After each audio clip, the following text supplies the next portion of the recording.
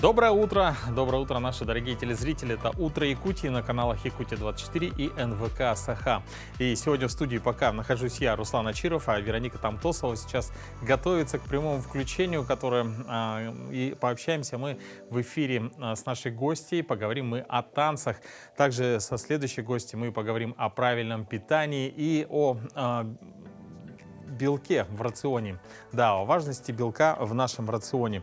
Также мы затронем тему самокатов, которых стало очень много на улицах города Якутска. И напомним о правилах охоты. Но это еще, конечно, не все. Еще будет много-много интересного. Ну, а сейчас эфир хотелось бы начать с наших с достаточно красивых кадров. И перенесемся мы с вами в Сингапур. Именно там началась иммерсивная светозвуковая арт-инсталляция «Бореалис». Она открылась на территории парка «Сады у залива», именно в Сингапуре. Вдохновением для шоу послужили завораживающие виды северного сияния. На кадрах верхушки футуристического вида колонн в форме деревьев окутывает туман, освещенный в характерных для природного явления синих и изумрудных оттенках. В пресс-службе парка «Сады у залива» сообщили, что на движение тумана влияют ветер и влажность воздуха, что делает представление еще более приближенным к реальности. Над инсталляцией работал швейцарский художник Дэн Ачер, а автором саундтрека стал французский композитор Гийом де Буа. Арт-инсталляцию «Бореалис» продемонстрировали более чем в 40 городах Европы, Австралии, Азии и США. В Сингапуре шоу проходит впервые. Впервые вижу подобное. Я еще ни разу не наблюдал настоящего северного сияния, но прийти сюда и увидеть своими глазами сильно отличается в сравнении с онлайн-версией, с тем, что вы можете увидеть на YouTube и со всем остальным. Камера действительно не может передать это в полной мере, поделился впечатлениями зритель Артур Ванг. По словам другого посетителя, Нантакопа Нарасимхана, благодаря динамичной игре света наблюдать за иммерсивным шоу было просто волшебно. Ну а сейчас, я думаю, самая актуальная информация нам, которая нужна с утра, это какая же погода за окном. В центральных районах республики температура воздуха по состоянию на 6 часов утра была +2, +3 градуса, в заречной группе Улусов 0, +4, в южных 0, -1, в Вилюйской группе 0, +2 градуса, в Нижнеленских 0, +3, в западных -2, +4. В Колымо-Индигирской группе Улусов от -7 до +3 градусов, в Янских -3, -6, на северо-западе республики от 5 до 7 градусов ниже нуля. Температура воздуха в городе Якутске на 6 часов утра была +2 градуса, атмосферное давление 746 миллиметров ртутного столба. Ветер штиль. Сегодня днем без существенных осадков, ветер северный 3,8 метров в секунду. Температура воздуха +9, +11 градусов. Также, дорогие друзья, у нас есть важное объявление. В Алекминском районе объявлен режим ЧС. Из-за образования затора на реке Лена в районе города Алекминска у села Нерюктянск первый уровень воды превысил критический, в результате чего подтоплены дворовые территории жилых домов, а также участок автомобильной дороги УМНАС протяженностью 1,5 километра. В селах Кылах и Хоринцы также подтоплены дома и дворовые территории. В Алекминске сейчас работает межведомственная оперативная группа, в том числе сотрудники регионального управления МЧС России. Ну а сейчас мы передаем слово нашим коллегам из новостного блока.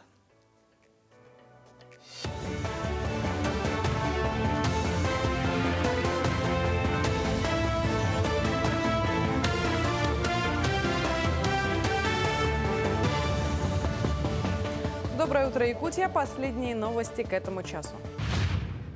В республике рост валового регионального продукта за первый квартал этого года оценивается в 6,8%. Наблюдается рост добычи угля, каменного и бурого – 9 тысяч тонн. Добыча газа горючего природного увеличилась на 1,7% в соответствии с технологической схемой разработки Чииндинского месторождения. Объем работ в строительстве в январе-марте этого года составил 57 миллиардов рублей. В Якутске сняли ограничительные меры в образовательных учреждениях. Ограничения остаются для организаций, где еще не прошел соответствующий инкубационный период и не привиты все дети и сотрудники. Напомню, что ограничения вводили в связи с ростом заболеваемости корью. Санитарно-противоэпидемиологическая комиссия Якутска и Управление Роспотребнадзора по республике рекомендуют иметь прививку от кори для поступления в летние детские оздоровительные лагеря как для детей, так и для сотрудников. Также родителям детей и взрослым рекомендовано проверить наличие прививки от кори у себя и своего ребенка. ГИМС проводит профилактическую работу в школах и других образовательных учреждениях республики. О правилах безопасности инспекторы ГИМС проинструктировали учащихся Якутска, Хангаласского, Сунтарского, Мирнинского, Алданского, Оленёкского и Нижнеколымского районов. Профилактические мероприятия с детьми приоритетны для сотрудников ГИМС, ведь именно они обеспечивают теоретическую подготовку учащихся к опасному весеннему периоду. Они призваны предостеречь от опрометчивых поступков и выхода на уже непрочный весенний лед.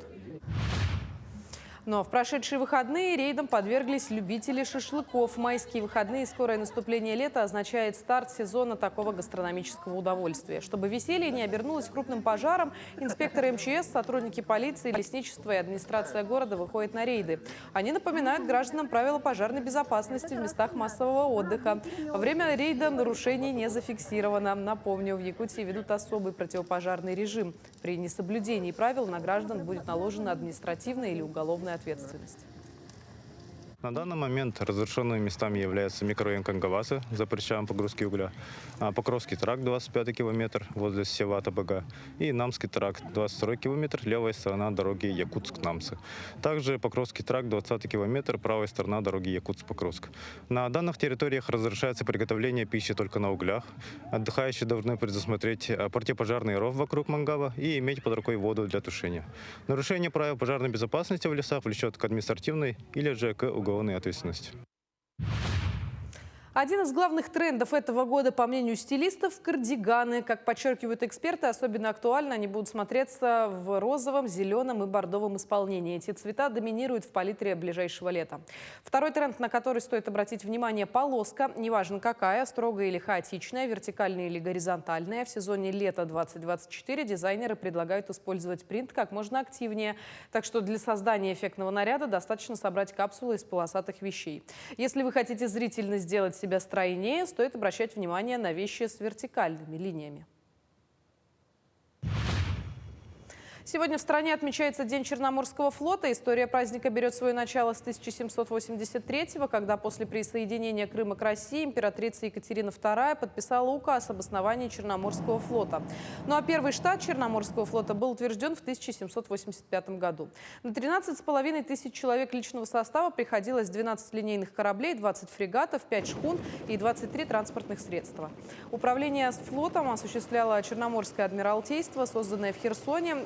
Сегодня Черноморский флот России – оперативно-стратегическое объединение. Как составная часть военно-морского флота страны, он является средством обеспечения военной безопасности России на юге. Штаб Черноморского флота располагается в Севастополе.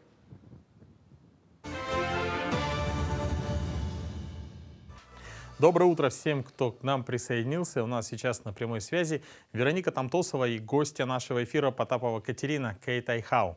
Танцор, хореограф, представительница Всемирного объединения танцоров Айхау, руководитель коллектива Moonwalkers и организатор танцевальных мероприятий в городе Якутске, судья и приглашенный танцор на всероссийских и международных фестивалях. Катерина представляла Россию на фестивалях в Италии, Париже, Польше, Южной Корее и Казахстане. Вероника, Катерина, доброе утро. Доброе утро, Якутия! Спасибо большое, Руслан, что передал мне слово. Смотрите, какая чудесная сегодня погода. Мы решили выйти на улицу, чтобы вам также было свежо, передать наше настроение. И, как уже сказал Руслан, у нас сегодня прекрасный хореограф, чудесная девушка Катерина. Доброе утро! Доброе утро! Рада вас приветствовать в гостях. Итак, вы давно занимаетесь, живете танцами. С чего это началось, любовь к танцу? И последние ваши новости, где вы заняли первое место? Итак, если говорить про танцы, то я начала танцевать еще в 7 лет. и танцевала и народные, и бальные, и хореографию. И в итоге в 16 лет, когда вышел фильм «Шаг вперед», я влюбилась в уличные направления, как хип-хоп, и со временем познакомилась со стилем вайкинг, который я сейчас и танцую. И если говорить про новости, то недавно, вот в марте буквально прошел большой фестиваль всероссийский, где я заняла первое место среди профессионалов в этом направлении. И... Ну, то есть гости были, по-моему, не только из России, Да, а да, международный да. практически. Да, получился фестиваль. судьи были из Южной Кореи, очень классные именитые танцоры, поэтому было очень приятно при их содействии выиграть. Поздравляем. Благодарю. Ну, давайте посмотрим. Вайкинг — это что-то такое новое, непонятное. То есть хип-хоп — это уже что-то привычное. Что такое вайкинг? Покажите что-нибудь. Ага. Ну, хотя бы маленький кусочек. Если просто быстренько показать, то вайкинг строится больше на руках. И, например, это быстрые движения, которые делаются на больше концепции петли и танцуются под диско, под 70-е, 80-е песни, которые слушали наши родители. Ну, потрясающе. Повторите, я это точно не смогу, дорогие друзья. Но смотрите, это просто классная зарядка. То есть танцы — это помимо того, что настроение, это еще отличная разминка мышц. И сегодня мы решили для вас подготовить маленький мастер-класс. Ну, что-нибудь попроще. Давайте попробуем. Да, давайте попробуем, потому что утро начинать с танцев — это самое лучшее, не знаю, самое лучшее решение. Давайте мы сперва сделаем пару степов ногами, потом уже перейдем к рукам. Первое, что мы делаем, это шаг в диагональ через колени, либо через бедра, прокручиваем. Второй. И то же самое еще раз третий. И еще раз четвертый. Это очень хорошая вообще тренировка для суставов с утра. Далее мы переходим уже к рукам. Мы кладем руку на плечо. Это базовое движение, называется петля. Далее через верх мы кладем руку на лопатку. Стараемся, чтобы локоть был выше. Обратно возвращаем на плечо и опускаем вниз. И то же самое мы проделываем с левой рукой. И делаем раз, плечо, лопатка, и плечо, и вниз. И далее мы сделаем просто 4 позы. Поза — это тоже базовая вещь в вайкинге, когда вы делаете красивые точки во время танца. Мы стараемся использовать кисти, чтобы они были у нас всегда изящные, красивые и вытянутые пальцы. И делаем 4 рандомные позы, как будто нас фотографируют. И делаем просто первое, второе, третье и четвертое. Например, любые позы, которые вам нравятся. Вы можете даже просто встать так или встать так. Мне кажется, что как будто бы просто, но на самом деле даже повторить, я так уже прям ободрилась, проснулась. Ну, а давайте повторим еще раз, чтобы потом да, повторить давайте. под музыку. А вы пока расскажете вообще, в каком возрасте лучше заниматься танцами и Раз. что нужно сделать, чтобы найти свой стиль. Мне кажется, танцами начинать надо, ну, чем раньше, тем лучше. Ручки. 2, 3. Потому что, когда ребенок идет на танцы, он очень хорошо развивает свое, ну, физическое, да, состояние и эмоциональное. И 4 позы. Опа, опа, опа. Но а как выбрать направление? То есть направлений очень много. Насколько сейчас развиты современные направления в Якутии? Знаете, у нас очень хорошо сейчас идет развитие на самом деле, и есть очень много направлений, начиная от хип-хопа, брейкинга, заканчивая вайкингом, и для девушек чаще всего это high heels, и можно отдавать ребенка туда, куда, какая музыка ему нравится. То есть, если ему нравится диско или что-то такое более зажигательное, можно отдать на вайкинг, да? Если хочется более такого, какого-то более акробатического, то можно отдать на брейк. Ну, у нас результаты, по-моему, феноменальные, да, на самом деле. Да. Кто не знаком с современными направлениями, кто-то что занят в Корее, если Да, не ошибаюсь, да, еще да. в международных соревнованиях. Ну, сейчас мы начали ездить чаще. До этого ездила только я, и это было сложно финансово, но я ездила и представляла Россию во многих странах. Сейчас недавно Чезар Черкашин, это наш брейкер, занял 2-е место в Китае на брейкинг-баттле. Это очень здорово. Ну, это говорит о том, что уровень достаточно Да. тренеров уже высокий, Да, и отдавая ребенка, ты уже прям Да. формируешь такое. Да, будущее. тренера, да, очень хорошие. Его старший брат, его тренер, Петя Черкашин, тоже известный брейкер в нашем городе. Потрясающе. Когда не сталкиваешься, узнаешь новости, здорово. Ну, а для вас танцы что это? Это, не знаю, образ жизни, это настроение, это профессиональная деятельность, что больше? Танцы — это скорее как образ жизни, да, и танцы очень мне помогли раскрыться как человеку, потому что я занимаюсь не только танцами, но и в очень многих сферах далее развиваюсь, и это мне помогает изнутри очень сильно развиваться, иметь такой, ну, хороший внутренний стержень. Можно ли начать танцевать уже в возрасте, скажем? Конечно, 30-40? конечно.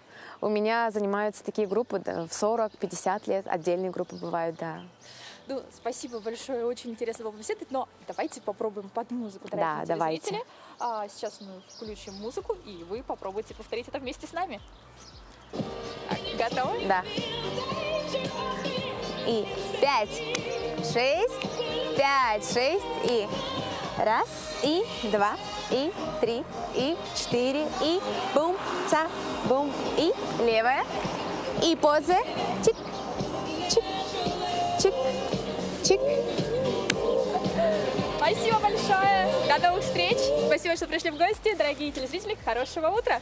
Спасибо, спасибо, Катерина, спасибо, Вероника. Действительно, утро должно знаменоваться хорошим настроением, ну а также ему, как известно, способствует в том числе и полезный завтрак. Но сегодня его можно дополнить еще и фруктовым коктейлем, ведь сегодня Международный день этого вкусного и полезного напитка. Фруктовый коктейль возник в начале 20 века. Его изобретение приписывают диетологу Веру Круэсу. И в отличие от других вкусных напитков, данные сладости обладают привлекательностью с точки зрения содержания витаминов и микроэлементов. Ну а прямо сейчас мы расскажем, чем еще знаменателен сегодняшний день.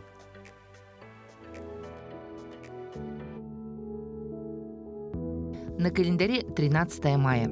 Сегодня День Черноморского флота ВМФ России, а также День охранно-конвойной службы МВД России. По народному календарю Яков Теплый. С этого дня на Руси прекращали всякое сватовство, поскольку наступающий месяц май считался крайне неподходящим для вступления в брак. До сих пор сохранилась поговорка «в мае жениться, всю жизнь мается».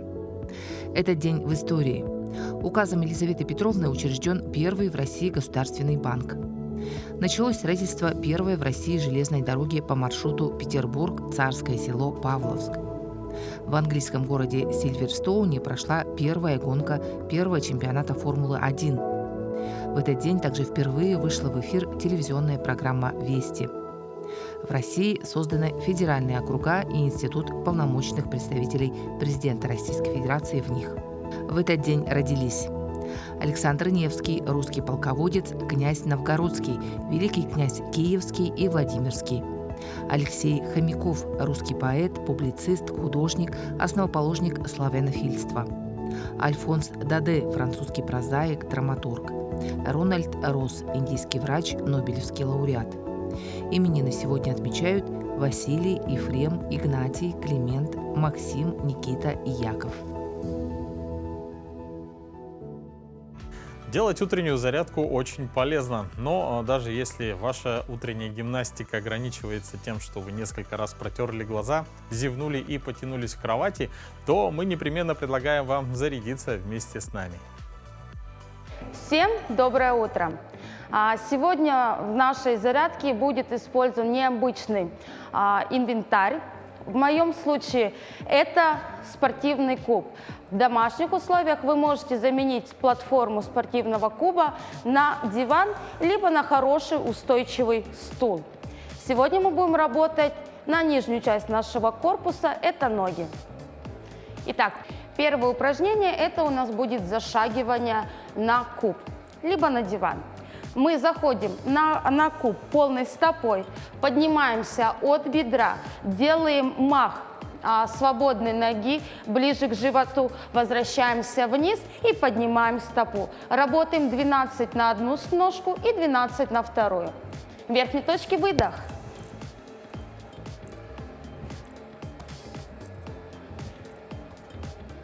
Все то же самое вы можете повторить с дивана.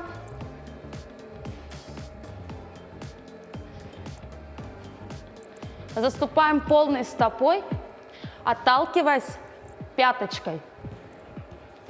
3, 2, 1. И все то же самое на другую ногу.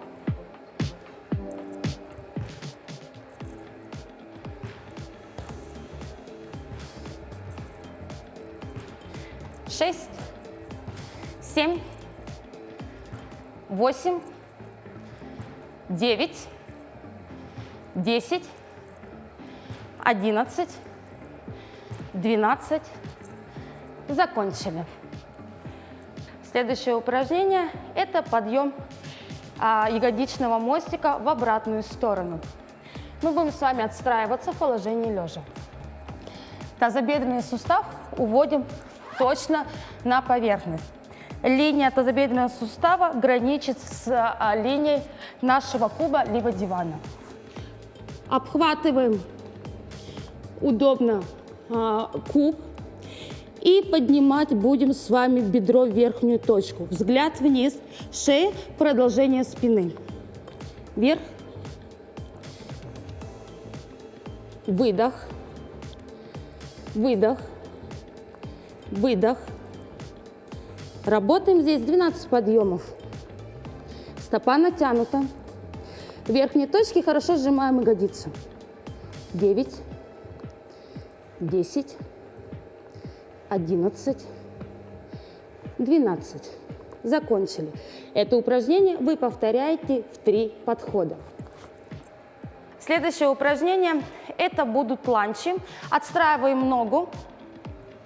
Можно увести носочек полностью на диван, либо на куб. И будем уходить вниз. Ягодицу отводим назад. Здесь работаем 12 на каждую ногу.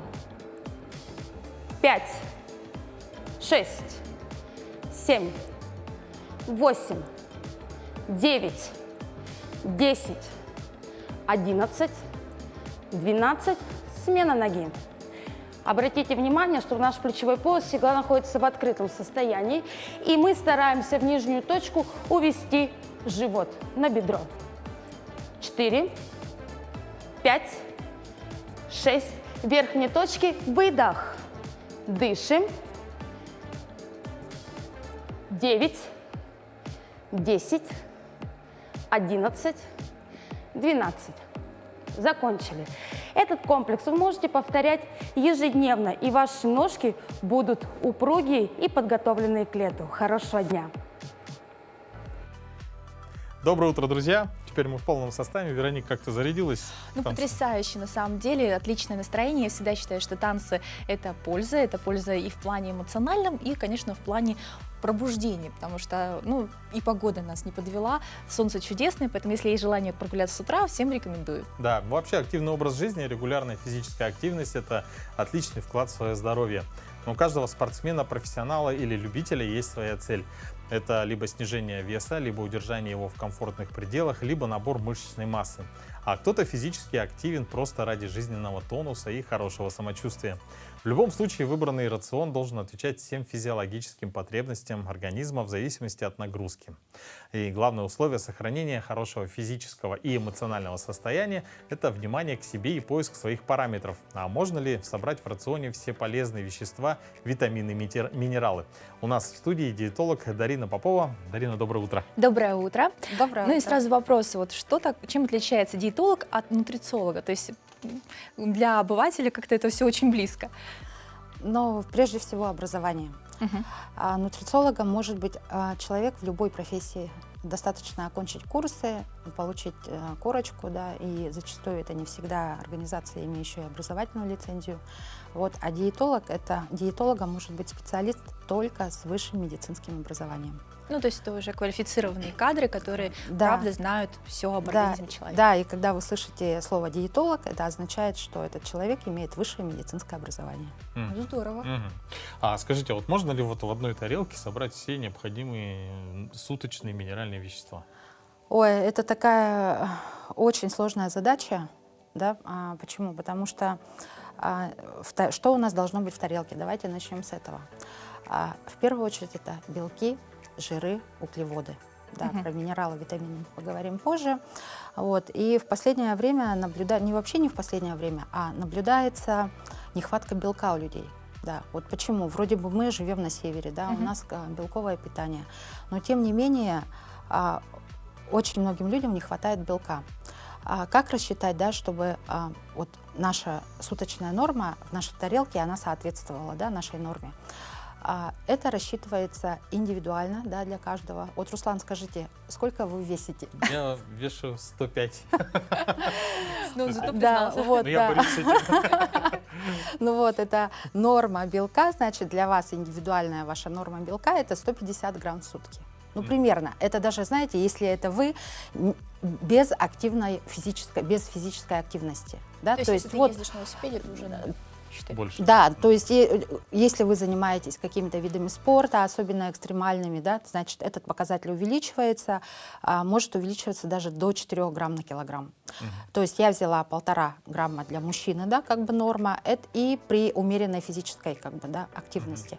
Вот, 150 грамм белка, вроде бы это совсем мало, да, но тем не менее набрать 150 грамм белка это очень трудно. Почему? Потому что, давайте возьмемте опять по среднему говядину. В говядине, ну, в среднем от 15 до 25 грамм белка на 100 грамм уже готового продукта. То есть отварной говядины. Давайте возьмемте кусок Ничего отварной себе. говядины. То есть так мало, я думала. Значит, Руслан, вам нужно съедать 600 грамм, то есть минимум 600 грамм говядины в сутки. Вы съедаете такое количество? Вот. Поэтому даже если вы распределите по 200 грамм на завтрак, обед и ужин, да, и каким-то образом вы съедите свою суточную норму белка, здесь вопрос как бы стоит еще о усвояемости вашим организмом этого белка. То есть вот эти 600 грамм нам нужно еще умножить там на какой-то коэффициент вашей усвояемости, чтобы вы получили суточную норму вашего белка. А что такое белок? Белок это он участвует в очень многих процессах в организме, там до образования гормонов, да, но и всем общеизвестно, все знают, что белок это строительный материал для наших клеток. Вот, мы сейчас сидим с вами в эфире, у нас происходит в организме процессы. Ежесекундно, ежеминутно у нас строятся новые клетки. То есть вот именно для того, чтобы построить клетки, ну это прямо утрирую, да, это очень просто, да, для телезрителей, чтобы было понятно, организму нужен белок. То есть и мы зачастую не добираем этот белок, даже живя на севере. А как вообще рассчитать, вот, если хочешь самостоятельно это сделать, примерно сколько? Индивидуально, Да, индивидуально, сколько нужно белка? Да, ну вот смотрите, самое высокое содержание белка, да, считается в баранине, то есть это 25 грамм, да, примерно. Дальше идет там говядина, и самое, это вот я говорю про мясо, про красное мясо.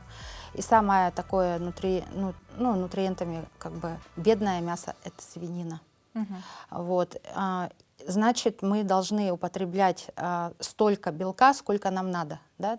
То есть еще надо учитывать, что курица, да, рыба – это тоже белок. Яйца, но там, да? яйца, да, тоже белок. Но там содержание уже поменьше, там 17-15, там такие вот столько, да, грамм. То есть вот рассчитывать. И еще при формировании своего рациона необходимо еще учитывать, что не только животный белок должен присутствовать в рационе, еще должен присутствовать растительный белок.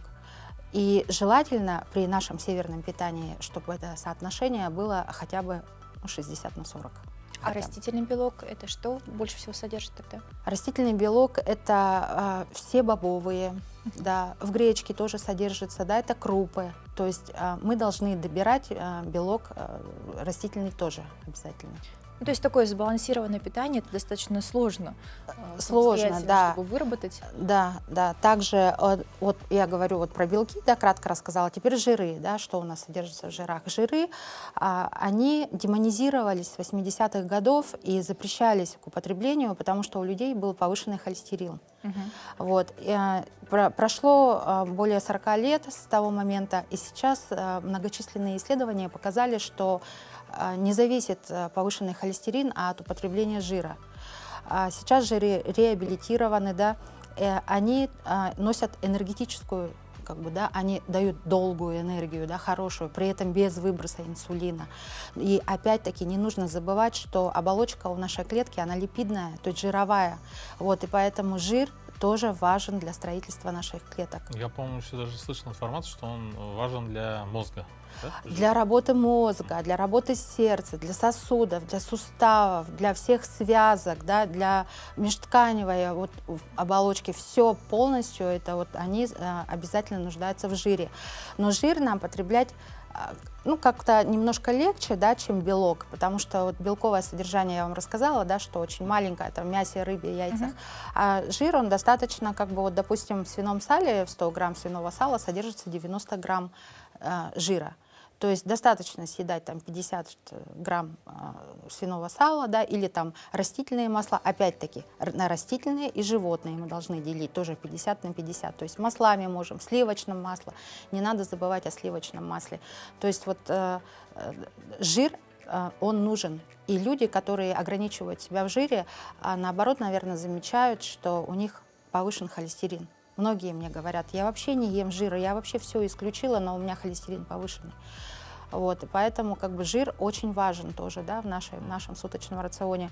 Что касается углеводов у нас прям с лихвой у всех, да, очень много, да, углеводов много, они нам дают энергию, но тем не менее, когда мы формируем свой рацион, должны учитывать, что углеводы бывают сложные и простые. Простые углеводы – это мучное, сладкое, да, сахар, то есть их нужно ограничить. Желательно ограничить, то есть свести просто до минимума и употреблять сложные углеводы. А сложные углеводы это? Это, да. Сложные углеводы – это крупы, да, если это макароны, то из твердых сортов пшеницы. Да, желательно есть необработанные крупы. Ну, то есть, чтобы это была не овсяные хлопья, да, и не пакетированные вот эти моментальные овсяные кашки, да, а чтобы это были такие полноценные, да, полноценные крупы, которые долго варятся, и также они долго усваиваются. А есть ли какие-то изменения рациона в зависимости от возраста? То есть с возрастом как корректировать свой рацион, Да, чтобы он соответствовал? Да, безусловно, есть с возрастом. Вот содержание белка людям уже старшего, да, возраста уже снижается до 0,8 грамм. То есть, да, им как бы нужно меньше белка, потому что уже организм не так, да, как бы не такая сильно двигательная активность, да, у пожилых людей. И, соответственно, рацион тоже должен снижаться. То есть здесь еще нужно снижать не только там жиры, белки, углеводы, но и килокалории тоже. Ну, действительно, очень такая достаточно сложная Серьезная тема, тема, да. И да. когда начинаешь об этом задумываться, вот сложно еще такой, наверное, психологический момент, да, то есть ем ли я правильную еду или есть какой-то способ, чтобы справиться с этим? Да, безусловно, конечно же, есть такой способ, да, чтобы питаться полезно, давать нашему организму все необходимое. Вот, допустим, при нехватке белка я бы рекомендовала употреблять какие-то белковые коктейли, да.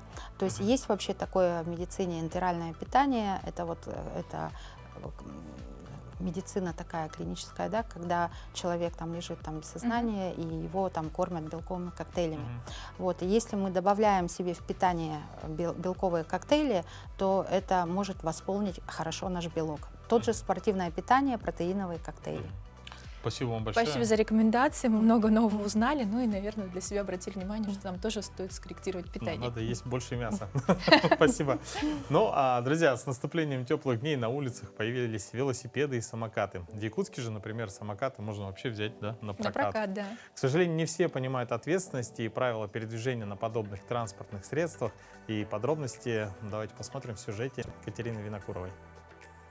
По всему городу снова они – электросамокаты. Сезон стартовал, сервисы кикшеринга давно открыты. А когда, получается, человек использует самокат, он в любом случае логинится и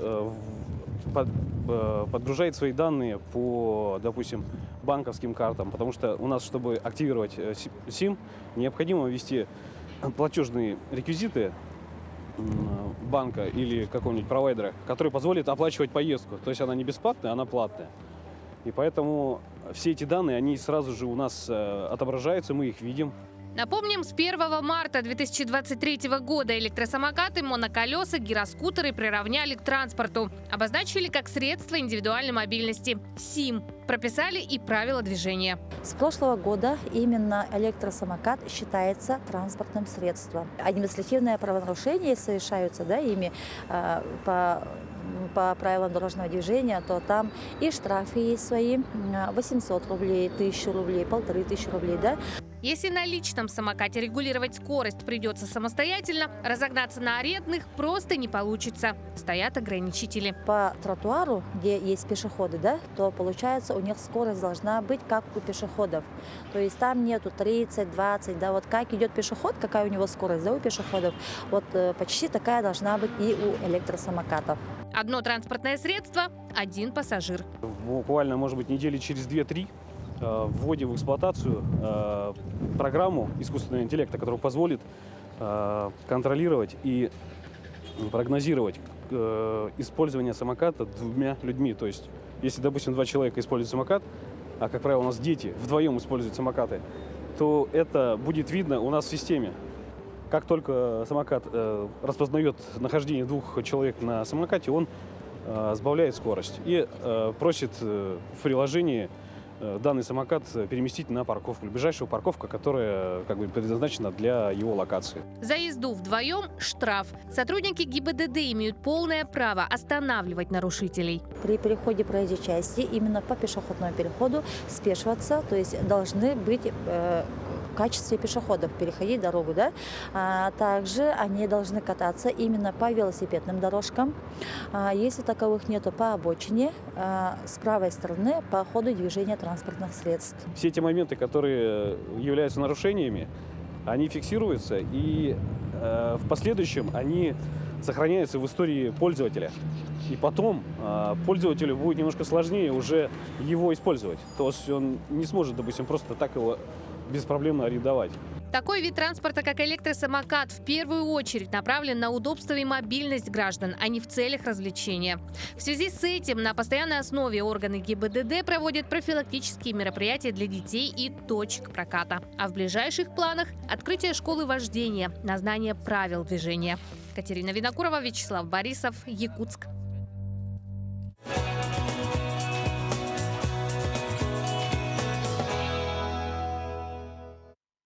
Дорогие друзья, с 25 апреля в Якутии началась весенняя охота на уток с подсадными птицами, которая продлится в республике по 10 июня. А что же касается территории города Якутска и близлежащих районов, то срок охоты установлен с 10 по 20 мая. Поэтому спешу напомнить нашим охотникам об основных правилах, которые необходимо будет соблюдать.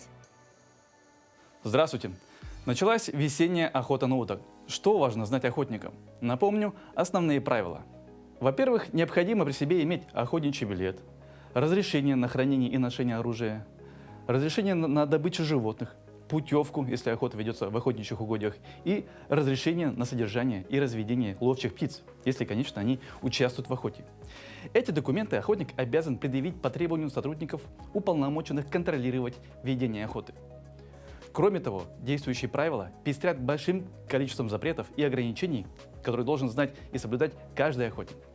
Я отмечу лишь те ограничения, которые были введены в последнее время. Во-первых, нельзя охотиться на расстоянии ближе 200 метров от жилья. Во-вторых, нельзя стрелять на шум или шорох по неясно видимой цели. Также не допускается стрелять по птицам, которые сидят на проводах. Нельзя стрелять вдоль линий стрелков. И категорически запрещается стрелять по взлетающей или летящей ниже 2,5 метров птицы при охоте в зарослях, кустах и при ограниченной обзоре местности. Нарушение правил охоты влечет административную ответственность по статье 8.37 Кодекса об административных правонарушениях.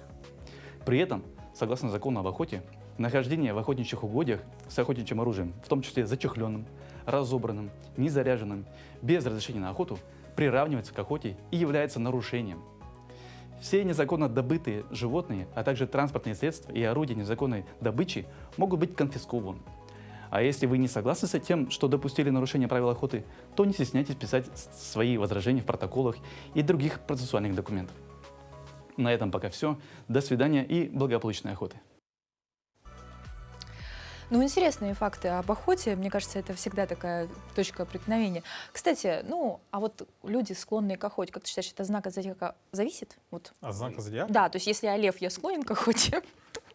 Слушай, я не знаю, но я вот не особо что охотник, да, то есть у меня оружия ничего нет, я по знаку зодиака дева. Но я думаю, много охотников дев, в республике особенно.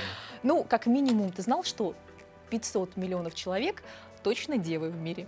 Ага, то есть можно найти единомышленников. Безусловно. Но еще говорят, что это зависит, то есть гороскоп и прогноз твой на жизнь зависит в том числе от места проживания. То есть ты изменил место проживания, судьбу поменял, и нужно составлять новый гороскоп. Ну, это в Индии, так считаю. Ой, это все так очень сложно, так же, как и, по-моему, диетология, о которой мы разговаривали недавно. Друзья, но, тем не менее, мы сейчас предлагаем вашему вниманию прогноз зодиака, да, что нам скажут звезды на ближайшие недели. Возможно, вы даже узнаете, стоит ли ехать на охоту.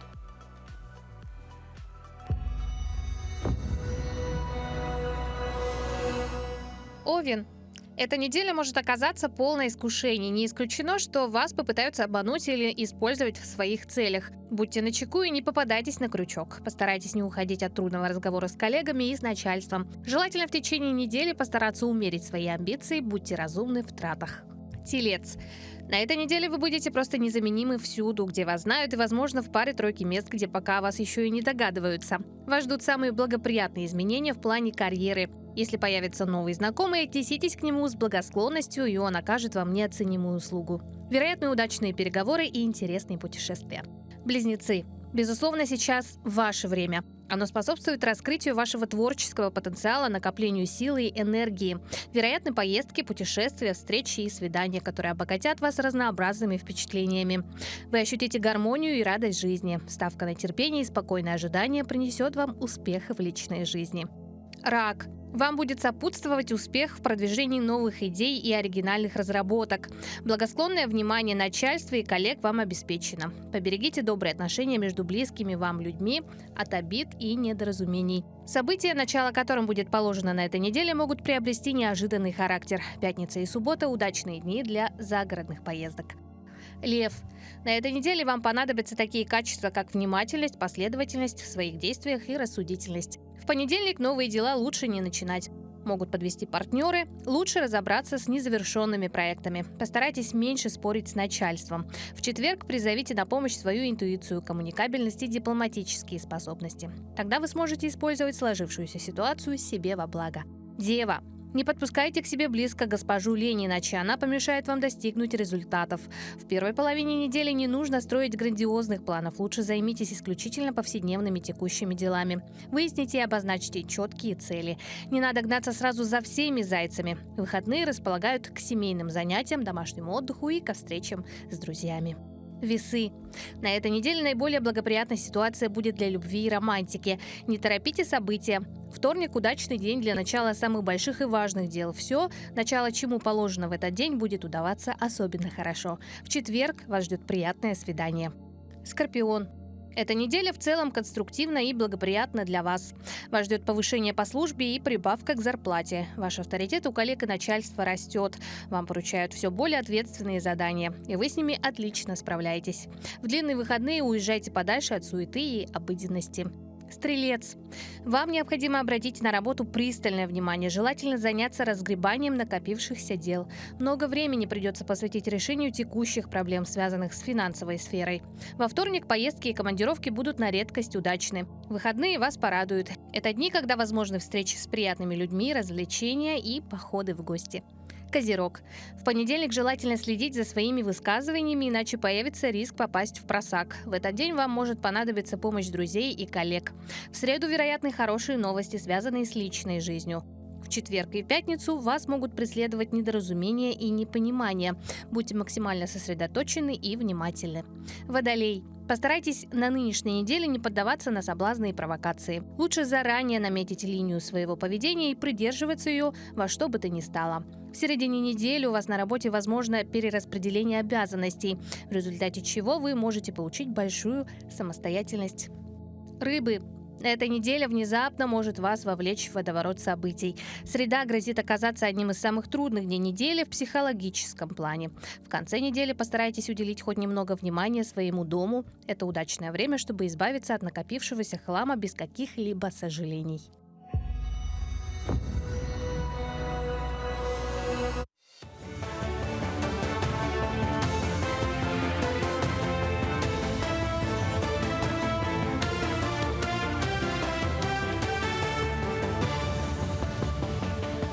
Продолжаем освещать самые заметные события. Доброе утро. Михаил Мишустин внес на рассмотрение Госдумы новый состав правительства. В обновленном Кабмине Денис Мантуров, в чем ведении находится промышленность, займет пост первого вице-премьера. Более того, в новом составе правительства появится должность профильного вице-премьера. В качестве кандидата на этот пост предложен Виталий Савельев, в последние годы возглавлявший Министерство транспорта. В связи с переходом на новое место работы Викторию Абрамченко на посту вице-премьера должен сменить Дмитрий Патрушев, занимавший должность главы Минсельхоза. Название министерства, а также федеральных агентств и служб останутся прежними, только одна сменила подчиненность. Президент будет обязан назначить одобренных Думой руководителей ведомств. Активисты республиканского отделения «Молодая гвардия» изготавливают сухой армейский душ для бойцов СВО. Всего в планах произвести и отправить в зону проведения спецоперации 5000 экземпляров сухого душа. Набор для гигиены представляет из себя дарнит, который напоминает мочалку, пропитанный мыльным раствором, одноразовое сухое полотенце и ватные палочки. Все это компактно укомплектовано в небольшие зип-пакеты. Мы распределены на 3 или на 2 этапа. Некоторые режут дарнит, но это как губка, да? Ага. И вот некоторые расфасовщики и вот некоторые делают жидкость для дарнита. В данное время сейчас более 30 активистов молодой гвардии. Мы еще работаем посменно, да? Сейчас мы с 11 до 3, и вторая смена будет работать тоже в количестве 30 человек с 3 до 7. Способ применения армейского душа достаточно прост. Необходимо смочить губку водой, сжать ее несколько раз до образования пены. После процедуры протереть тело сухим либо влажным полотенцем. Это постоянная помощь. В Якутске стартовал новый сезон Дальневосточной юношеской футбольной лиги. В матче открытия турнира воспитанники республиканской школы 2008 года рождения встретились со сверстниками из уссурийского «Локомотива». По итогам напряженной борьбы якутяне потерпели поражение со счетом 2-4. Набрать первые очки не смогли и ребята 2006 года рождения. В игре старших футболистов гости также оказались сильнее со счетом 1-2. Во втором туре якутяне на своем поле примут команду «Касашор» из Владивостока. Матчи обоих возрастов пройдут 16 мая. Соперник хороший, хочется отдать им должное, сказать спасибо, что они к нам приехали, победили, молодцы. Но первый тайм у нас прошел очень хороший, именно нашей команды.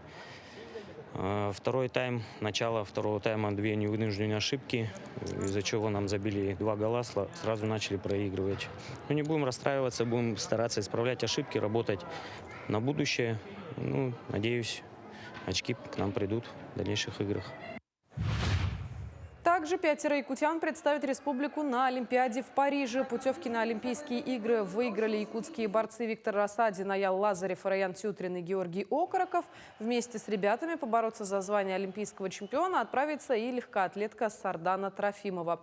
Также за право выступить в Париже будут бороться Владимир Егоров и Нюргун Скрябин. К этому часу это все новости. Эфир телеканала продолжит программа «Утро Якутии». Оставайтесь с нами.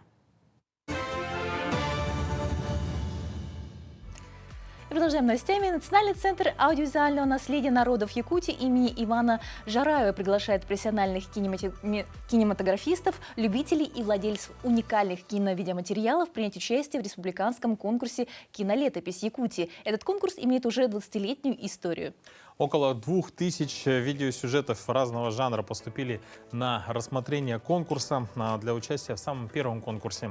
Как стать участником конкурса и номинантах прошлого года, расскажет наша рубрика «История в кадрах».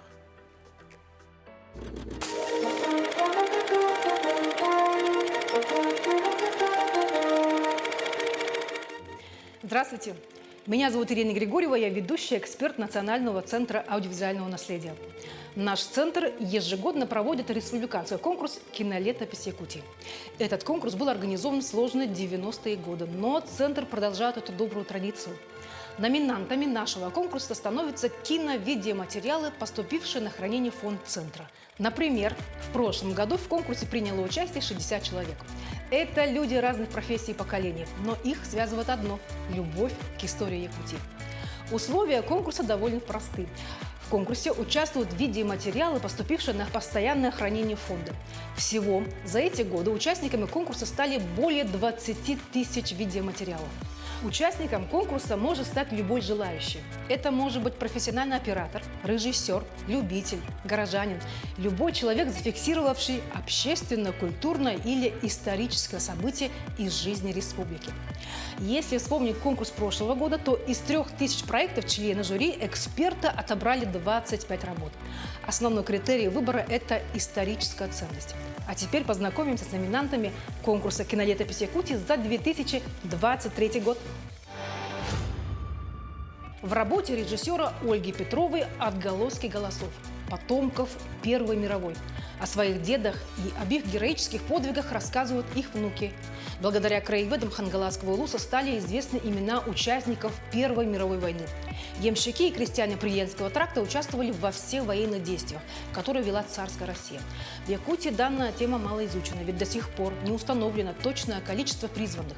При этом известно, что 35 якутян были награждены высшей военной наградой – Георгиевским крестом. Известный волонтер, общественник Светлана Диадорова бережно хранит память о своем отце. Владимир Лаврентьев был известным активистом Чурапчинского улуса, отличником культуры республики, ветераном труда. В 90-е годы он создал телестудию «Сагах» и снимал для истории редкие кадры. Одним из первых в Якутии со своими соратниками он организовал клуб здорового образа жизни. Трезвость как норму Владимир Михайлович пропагандировал всю свою жизнь и остается ярким примером не только для своей дочери. Телеведущий Руслан Ачиров перелистывает книгу своих воспоминаний. Страницы памяти возвращают в детство. Если слышал звук пишущей машинки, значит дедушка Степан Дадоскинов известный поэт, прозаик, драматург дома, и он за работой. Журналистика – еще одно дело жизни известного деда.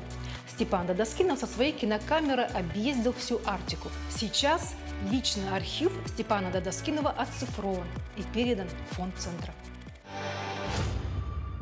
А номинация «Сердце отдаю детям» была вручена педагогу Акулину Гуляеву за видеоспектакля «Олонхо».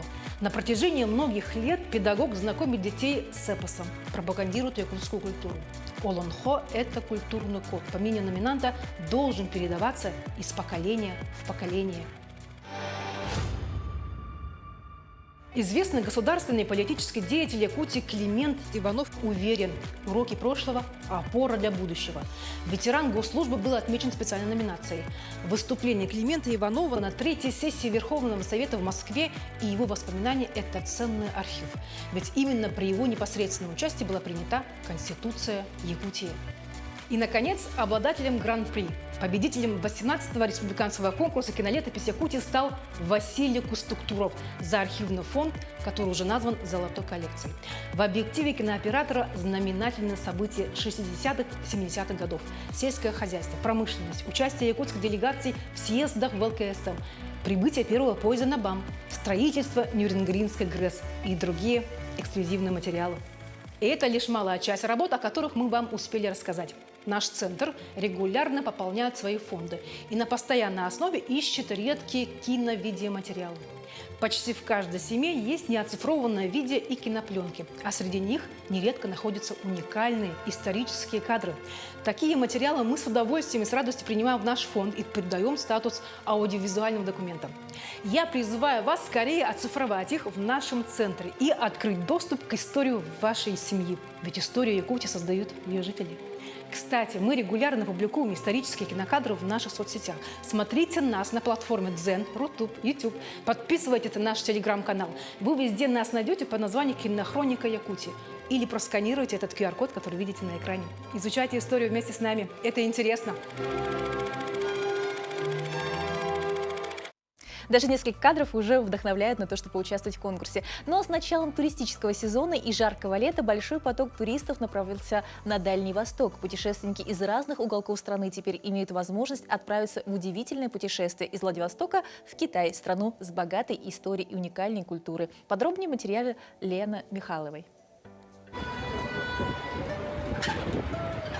Янзы, расположенный всего в 60 километрах от российско-китайской границы, представляет собой прекрасный и уютный город. Однако, несмотря на свою непосредственную близость и доступность, он до сих пор остается загадкой для большинства российских туристов. Город был основан 30 мая 1953 года, а свое название получил от последнего китайского императора. В переводе на местный язык Янзы означает «надежда на счастливое будущее». Я очень удивилась, что город такой красивый, большой.